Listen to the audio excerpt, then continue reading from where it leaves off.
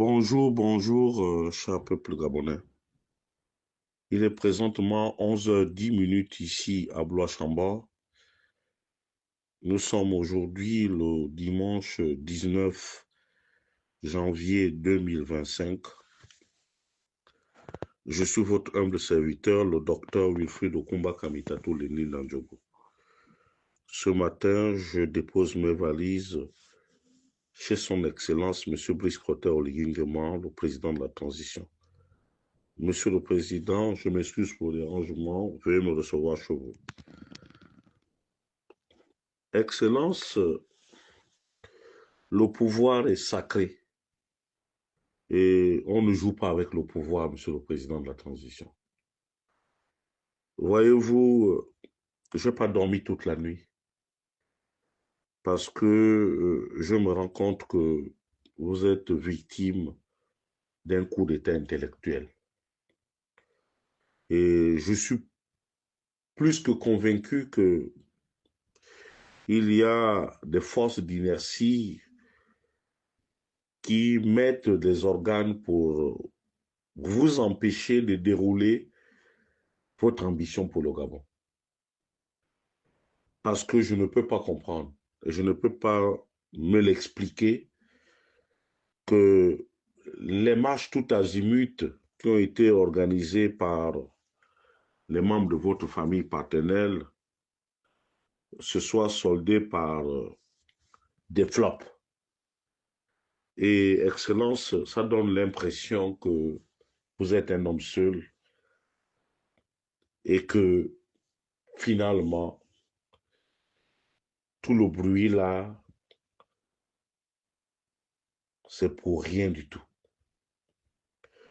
Monsieur le Président, personne ne peut vous empêcher d'aider vos parents, qu'ils soient du côté maternel ou du côté paternel. Mais je crois qu'au jour d'aujourd'hui, il va falloir dissocier les choses entre la République et vos familles respectives. Parce qu'au-delà de vos familles paternelles et maternelles, vous avez aussi deux belles familles. Sans oublier vos amis d'enfance qui confondent l'État gabonais en une entreprise familiale. Monsieur le Président, l'épisode d'hier est à vite oublié. Il va falloir que nous rattrapions cela.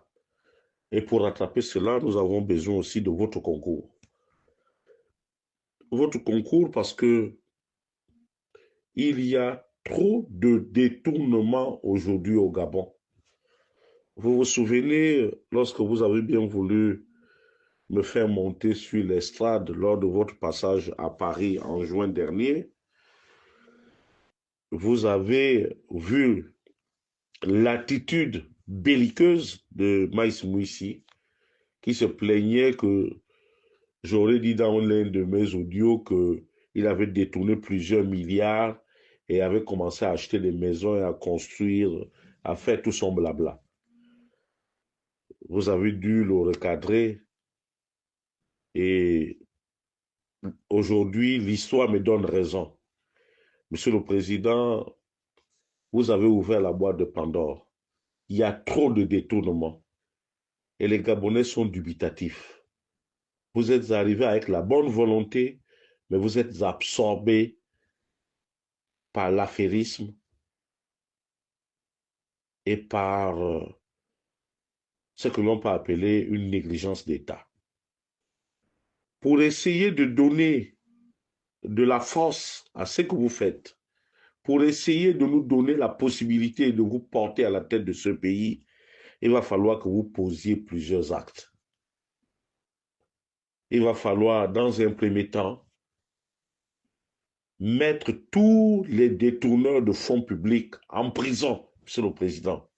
Vous êtes obligé de passer par là pour redonner confiance au peuple gabonais dans son ensemble.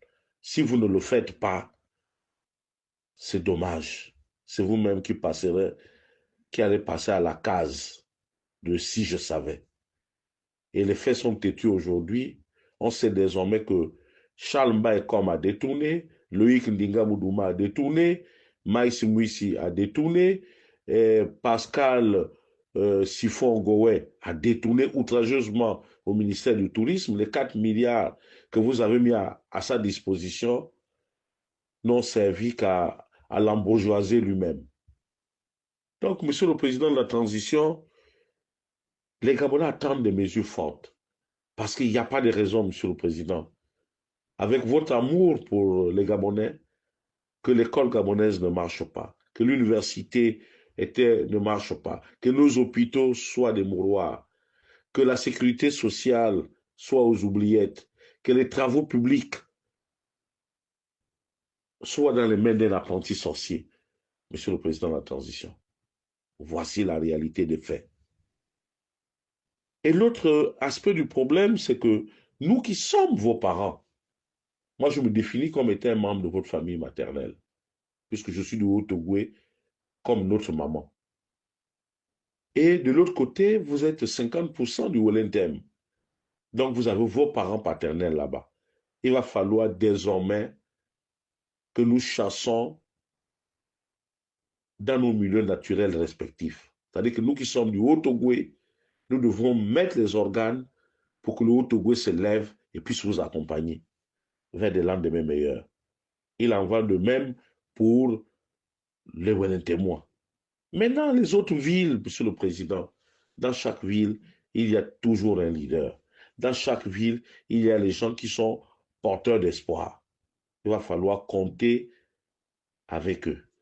Votre affaire de vouloir vous présenter sous la bannière des associations me laisse un peu perplexe.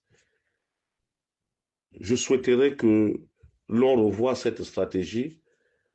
Je prierais beaucoup plus pour une coalition. En politique, on additionne, on ne soustrait pas. Quant à mes frères de Mapane de Libreville, ou bien à la jeunesse du Gabon, dans son ensemble, je dirais tout simplement que, chers frères, chères sœurs, M. Brice Clotaire Oligui est de notre génération. Nous qui sommes nés dans les années 70, M. Brice Clotaire Oligui est notre président. Il n'y a pas de raison qu'il puisse échouer. Son échec est notre échec. Et à son corps défendant, il faut dire qu'il a trouvé un pays malade. Malade économiquement, malade de ses dirigeants. Nous devons absolument l'aider en étant sincère avec lui. Je n'ai pas apprécié ce qui s'est passé hier à Libreville. D'ailleurs, Dieu merci qu'il ne se soit même pas déplacé. Ça aurait été la honte de sa vie. Les gars, lorsque un frère vous remet son argent pour faire un travail, essayez d'être lucide, faites le travail. Les récompenses viendront après. Monsieur le Président de la Transition, je pense que, en ce qui concerne le MAPAN, la stratégie ne me paraît pas payante. Il va falloir la revoir. Il va falloir trouver des acteurs qui sont sincères. Et puis, Excellence, il y a quelque chose que vous semblez négliger. L'armée est complètement divisée. Et ça donne froid au dos. Il y a trop de failles, Monsieur le Président. Il va falloir resserrer les rangs. Pour terminer, je vous dirai aussi, Excellence, que il est important, il me paraît important et opportun que les partis politiques se prononcent sur leur soutien à votre candidature. Parce que il m'est revenu que le Parti démocratique gabonais faisait une contre-campagne contre votre personne. Et ça se vérifie même à travers les marches. Chacun est chez soi. Personne ne moule le maillot pour vous, alors que vous avez tout donné à chacun d'entre nous. vous avez pris l'armée, vous avez pris le PDG, vous avez pris l'opposition, vous avez pris la société civile, vous avez pris la diaspora. Mais pourquoi rien ne marche, Monsieur le Président? À cause de la sincérité des gens et la course vers l'enrichissement illicite. Monsieur le Président, qu'il vous plaise de bien vouloir laisser les fins limiers de la DGSS, de laisser les gens de la DGR, de laisser les gens de la police judiciaire, de laisser les gens de la DGSISM, de laisser les agents du CEDOC faire leur travail. Les gens doivent aller en prison. Un bon nombre de cadres du ministère de l'économie doivent aller en prison parce que Maïs Mouissi ne peut pas commettre de tels forfaits sans le concours de certains au cadre de ce ministère. Parce que c'est un incompétent notoire. Comment a-t-il fait pour détourner autant de sous? Excellence, Monsieur le Président. Et je vous serai aussi gré de bien vouloir renouveler votre cabinet, Monsieur le Président. Il n'y a pas de honte à ça. Vous aurez en face de vous des Gabonais. Les Gabonais ont besoin de signaux forts. Les Gabonais ont besoin de voir un certain nombre de personnes balayées de votre entourage pour qu'ils puissent se prononcer et vous soutenir en toute liberté. Aujourd'hui, il y a trop de zones d'ombre, Monsieur le Président de la transition. On ne sait plus où on va. Au début, on avait vu le cap. Le cap, c'était de rattraper le retard, de rattraper le développement. Oui, vous êtes en train de reconstruire la cité de la démocratie. Merci, Monsieur le Président. Vous êtes en train de faire les immeubles interministériels. Merci, Monsieur le Président. Mais l'hôpital est par terre. Je ne comprends pas pourquoi est-ce que jusqu'au jour d'aujourd'hui, vous ne prenez pas une décision idoine concernant votre bel oncle, le professeur Mungungu. Peut-on accepter de tuer tout un peuple parce qu'on va assouvir les besoins de sa belle famille? Je ne pense pas que ce soit votre cas, Monsieur le Président. Je vous remercie.